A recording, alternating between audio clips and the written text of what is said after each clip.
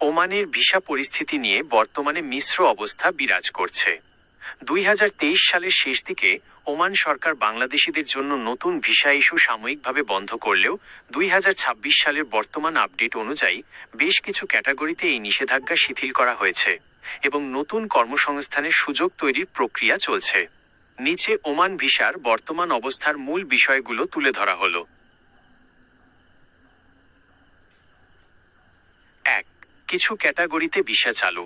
পুরো নিষেধাজ্ঞা তুলে না নিলেও নির্দিষ্ট কিছু পেশাজীবী এবং বিশেষ ক্ষেত্রে ওমান সরকার বর্তমানে ভিসা প্রদান করছে।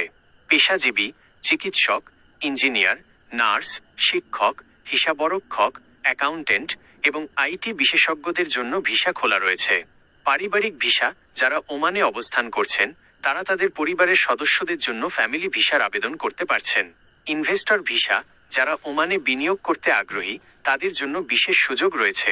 GCC visit visa, Gulf cooperation council GCC ভুক্ত দেশগুলোতে যেমন সৌদি আরব, দুবাই বসবাসরত বাংলাদেশিরা ওমানে ভিজিট ভিসা পেতে পারেন। 2. ওয়ার্ক পারমিট বা সাধারণ কাজের ভিসা।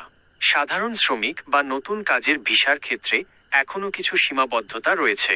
তবে সাম্প্রতিক সময়ে জানুয়ারি-ফেব্রুয়ারি 2026 বাংলাদেশ ও ওমান সরকারের মধ্যে উচ্চ পর্যায়ের বৈঠকের পর ওমান সরকার নতুন করে দক্ষ কর্মী নেওয়ার ব্যাপারে ইতিবাচক সংকেত দিয়েছে।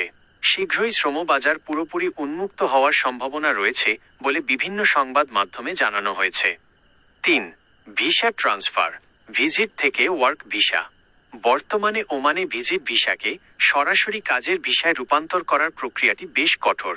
বেশিরভাগ ক্ষেত্রে শ্রমিকদের ওমান ত্যাগ করে পুনরায় নতুন ওয়ার্ক পারমিট নিয়ে প্রবেশ করতে হচ্ছে।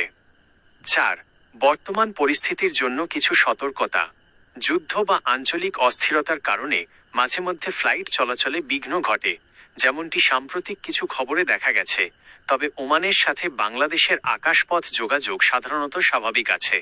সতর্কতা: ওমান ভিসার নাম করে কোনো দালালের কাছে টাকা জমা দেওয়ার আগে অবশ্যই বর্তমান সরকারি ঘোষণা এবং অনুমোদিত রিক্রুটিং এজেন্সির মাধ্যমে তথ্য যাচাই করে নেবেন।